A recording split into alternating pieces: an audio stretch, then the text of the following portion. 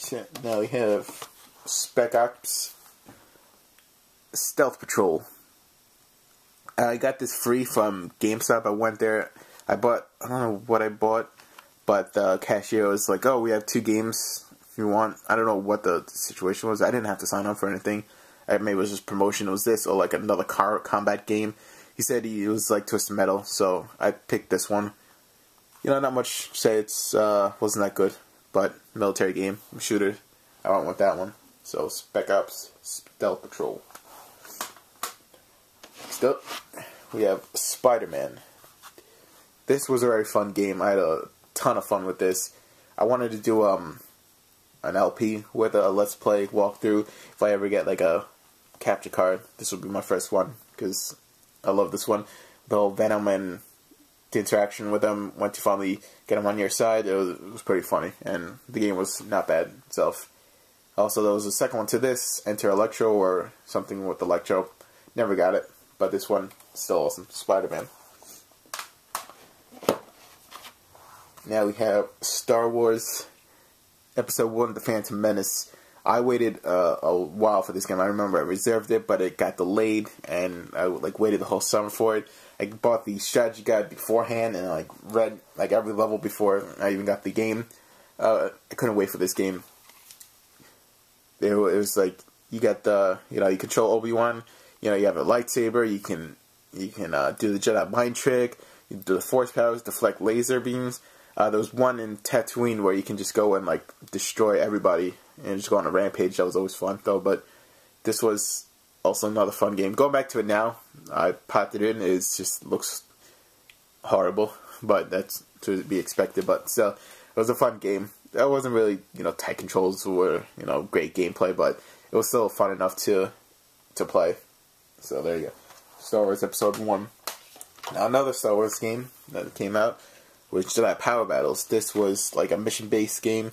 You control Plo Koon, Obi-Wan, Mace Windu, Adi Gala, and Qui-Gon. Just go through missions, just destroying a bunch of people. Darth Maul was a complete ass in this. It was hard. Still, this was a lot of fun too. Star Wars Jedi Power Battles. Now another Star Wars game that I got. It's a long time ago. It was Star Wars Rebel Assault 2.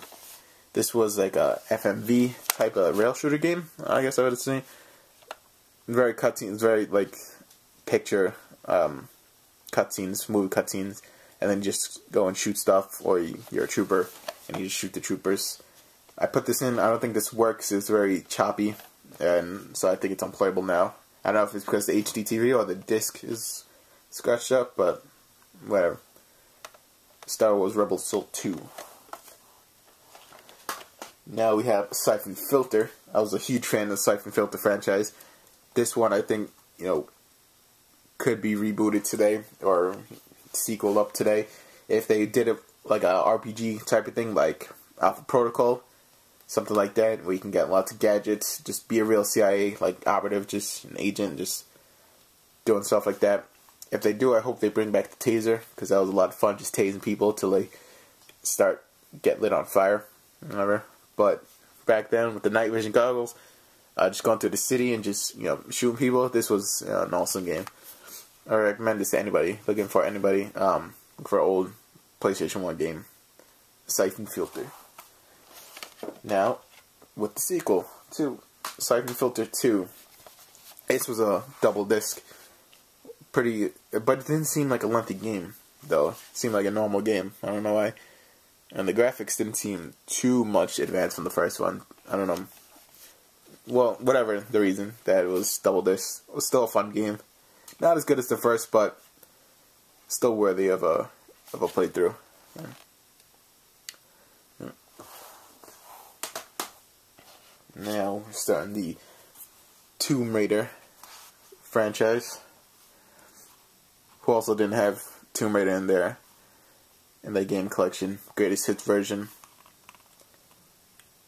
The start of the was very, game-changing game. That did not make any sense, but you know what I mean. Started the whole Lara Croft era. The whole mechanics. Man, going back to this, using that control scheme, man, that would be probably another chore. But still fun games at the time, and very awesome. Now, like, I hope the reboot does well, because I've always been a Tomb Raider fan. Not only the exploration, you know, the scenery and stuff, but the mansion. I've had lots of fun playing, you know, in the mansion, just like exploring, going through all the secret rooms or trying to find them in the garden. Remember the later games took those out, and I was very disappointed. But hopefully, maybe the new Tomb Raider games. I haven't played the newer ones. The last Tomb Raider I got was Angel of Darkness for PS2. I don't know if the other ones have the mansion or not, or stuff like that. But Tomb Raider 1, 2, and 3. This one, The Adventures of Lara Croft. My personal favorite, I don't know. I think it would probably be 2, maybe, or 3. I don't know, I like them all. There we go. Tomb Raider 3. And Tomb Raider The Last Revelation. This one I remember waiting for a bit, and it got, like, delayed again. And they took out the mansion in this one. I was kind of disappointed, like I said. Never finished this one. The other 3 I finished, but Last Revelation, I never got. Now, this was my first PlayStation 1 game when I got the system itself for my birthday, and that was WCW Nitro. I'm a big wrestling fan, still a huge wrestling fan. Always a WWE guy, but, you know, I always watch WCW as well. Tommy Dallas Page, Big Show, or The Giant as he was back then, Scott Hall, Kevin Nash. Getting this game was, like, awesome. You could finally see, like, the characters and finally play as them, beat people up. Oh, it was fun. I don't remember gameplay too much, but WCW NWO Thunder was kind of pretty much the sequel to Nitro. So same gameplay mechanics, but probably just updated graphics. The little 5-second clips that when you pick a character and they like do their little promo was hilarious. Roddy Piper's was my favorite one. It was funny. I remember I couldn't stop laughing for that. And then finally WCW versus the World. This one I think was more like WrestleMania 2000. WCW NWO, the one for N64 with the strong grapple and doing moves in there. It had a bunch of other non-WCW wrestlers from other organizations. They have He Who Should Not Be Named nowadays, Chris Benoit, Lex Luger, Dean Malenko, Ric Flair, Eddie Guerrero, and Hollywood Hogan. Bunch of other people too. There was a lot of wrestlers in this game. Now we have going into the WWF games. WWF Attitude. This was the sequel to Warzone, or the second year. This one got delayed a bunch of times too. They had a little tribute to Owen Hart in memory of. This was after Owen Hart had that accident, tragic accident. He passed on. This to Warzone had today's standards crappy gameplay. It was very hard. Even back then, I found it hard to like do the moves and actually get like an upper hand and whatever. But still, a lot of fun wrestling game. Warzone. This is the preceded Attitude. Stone Cold on the cover. You can see I don't know if you see that the cage didn't even have the ropes, so it's just like 4 steel walls. There. So WWF Warzone. There was a lot of wrestling games in that little bunch, but we're not done because Smackdown. This one really started like good wrestling games, like good controls. I remember it was easy to perform the moves. It was great. Had special guest referees that you can do. Had the backstage segments. Had a creative wrestler. The hardcore match where you can use like shopping carts. And that's probably blurry. You see that? It's the latest Smackdown. So this was a very fun game. I had hours of entertainment with the WWF Smackdown, because it was followed up by WWF Smackdown 2, Know Your Role. This one where they introduced the Hell in a Cell, which didn't extend outside of the ring. It was just like a cage match with the roof. The graphics abilities couldn't handle, I guess, the horsepower of what it needed to do to actually look like on TV. Had casket matches, had ladder matches. You can go through the top of the Hell in a Cell. More wrestlers, Rikishi, Kurt Angle, Jeff Hardy. Just overall fun game. I think I had create a stable too. You can bunch of people.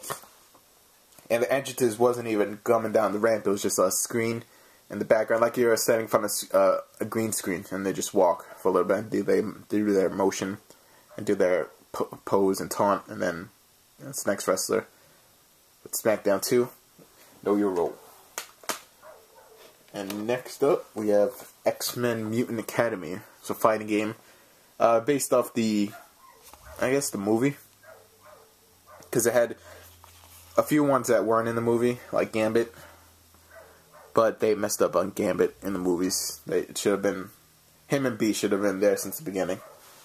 That's my take on it, though. Had a free ticket to see X-Men, the movie. So I remember using that. That was good. I tried putting this in, playing again, but it wasn't working. The PlayStation logo screen never came up, so this game is donezo. You got X-Men Mutant Academy. And finally, the last game was Yu-Gi-Oh! Forbidden Memories. Huge Yu-Gi-Oh! Fan back in the day. Collected a bunch of the cards. Had my dad waste a lot of money, but I still have the cards somewhere. I remember getting the 3 cards from this.